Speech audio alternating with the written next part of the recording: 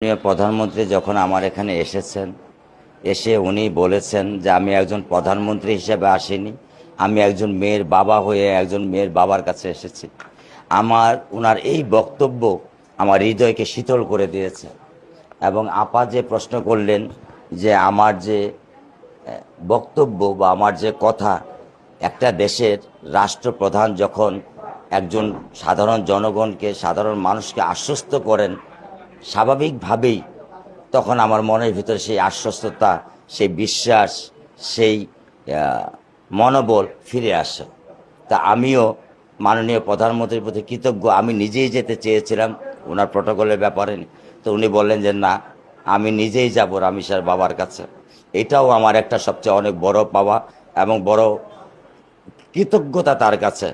উনি আমার বড় মেয়ের দায়িত্ব নিয়েছেন, উনি আমার ছোট মেয়েকে ভালোবাসছেন।